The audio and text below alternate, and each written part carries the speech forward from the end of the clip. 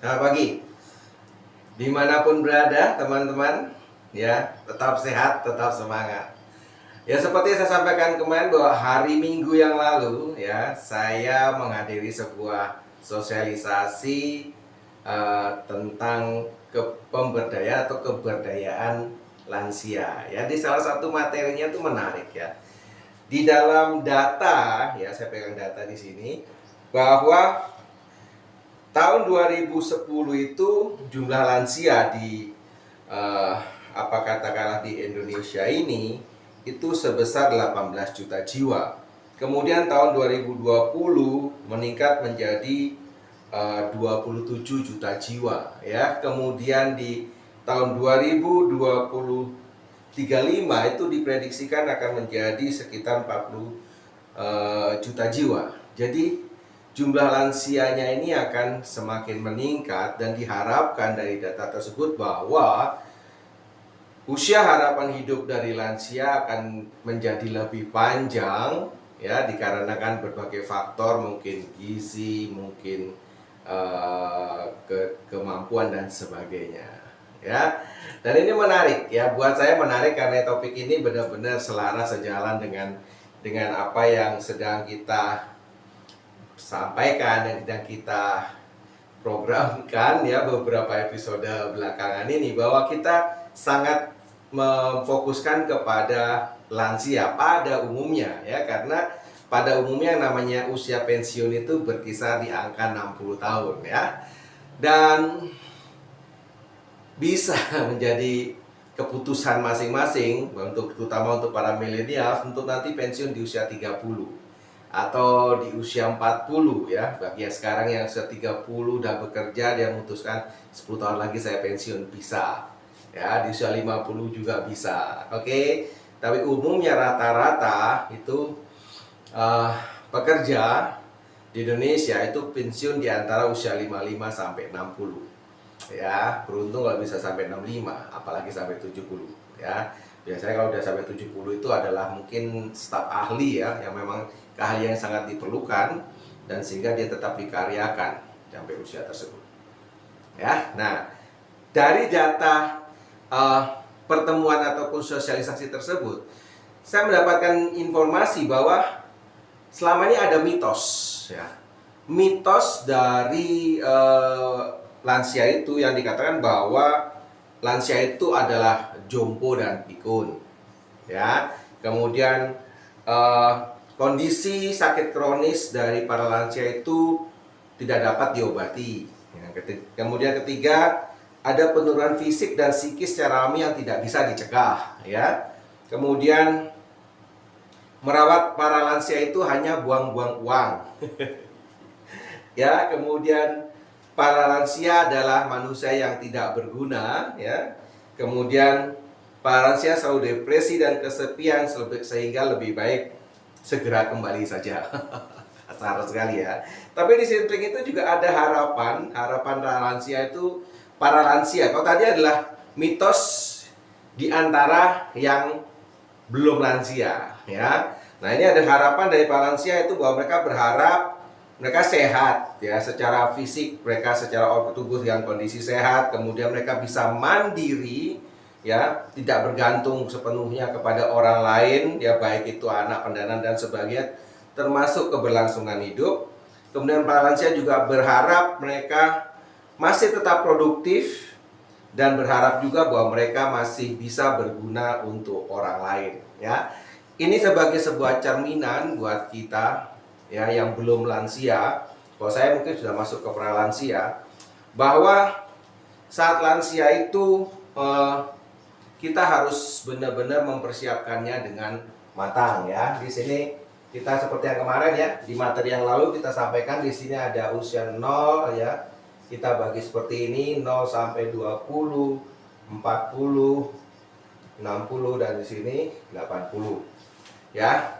Kesamaan daripada di sini dengan di sini adalah sama-sama no income. Ya. Bedanya adalah pada saat usia di sini, utamanya untuk balita, ini memang no income, tapi ada orang tua yang mensupport. Ya. Kemudian di sini ada non income lansia di sini. Harapannya adalah karena dulu mereka sudah mensupport anaknya saat balita, biasanya orang tua lansia ini berharap di sini anaknya yang menanggung. Gitu ya. Jadi rata-rata artinya semacam berdagang ya, berdagang kepada anak-anak. Berkata, oke, dulu kamu udah kecil, aku yang sudah besarkan, udah biaya segala macam, sekarang giliranmu yang harus membiayai saya. Itu adalah harapan. Tapi kenyataannya adalah pada saat anak ini masuk ke usia, misalnya Anda dulu pada saat usia punya anak di usia mungkin di sini, punya anak ya, punya anak berarti anaknya di sini, ya kan? Anaknya di situ. Kemudian saat Anda sudah masuk ke usia 40, ya kan? Anaknya di sini, mungkin, ya, anaknya di situ sudah mulai lulus kuliah, mulai bekerja, awal-awal bekerja. Saat masuk ke 60, anaknya di sini, usia 40, ya kan? Saat Anda pensiun di usia 60 ini, anaknya mungkin usia 40, ya, dengan asumsi Anda menikah sekitar 20-an ya, kemudian punya anak di 40. Nah, pada saat usia ini ya, anak ini sedang berkarir, mikir anak, rumah segala macam, sehingga pada saat Anda di sini pensiun ini, anaknya ada di sini, ya kan? Mereka punya tanggungan biaya besar di sini, memikirkan anak-anaknya, keluarganya dan sebagainya, sehingga mereka pasti juga punya keinginan untuk menyisihkan buat orang tuanya, tapi itu hanya sedikit mereka bisa sisihkan ke sini. Ya, akan ada mungkin kiriman uang sekian ratus ribu ya, mungkin sekian juta kalau memang anaknya mampu. Tapi apakah dari anaknya ini ya, meskipun mungkin anaknya 5 dikumulasikan ke sini, rupiah yang ada di sini cukup mampukah untuk membiayai hidup di sini? Membiayai kehidupan fisiknya, sandangnya, pangannya, ya, kemudian papannya saat itu, ya, kemudian kebutuhan untuk biaya kesehatannya, ya, suplementasinya, pendampingannya, ya, karena lansia itu juga perlu ada pendampingan. Kenapa? Ya, saat anak-anak sibuk orang lansia sendirian di rumah, apalagi kalau ikut dengan anaknya, kemudian lansia itu dititipin cucu. Ya, ada beberapa hal yang perlu dilakukan, mungkin bahagia ngurus cucu, tapi kalau semua tersedia, kalau secara finansial dia mandiri, kalau sedikit-dikit minta ke anaknya juga, dari kemarin komunikasi Pak lansia itu sungkan minta sama anak juga, ya. Nah, kita pun nanti saat lansia akan seperti itu, ya. Jangankan udah lansia, mungkin sekarang pun kalau seandainya meminta sama anak juga rasanya kalau bisa enggak lah ya, gitu ya. Jadi ini penting sekali. Kita penting sekali mempersiapkan periode di sini, ya, periode non income yang ada di sini. Bagaimana kita menyiapkannya dengan baik, disiapkan dari sekarang, disiapkan dengan benar-benar dihitung dengan baik, sehingga saat itu seandainya pun meleset jauh amat lah, artinya kita sudah siap. Karena apa? Karena kita sudah rencanakan aja, itu belum tentu loh kita dapatkan sesuai yang kita rencanakan. Banyak mungkin melesetnya ya. Karena banyak hal yang harus kita siapkan. Kita punya keinginan jaga depan itu sekian gitu kan, waktu pensiun di usia berapa. Ya, usia 30, 40, 50, serah.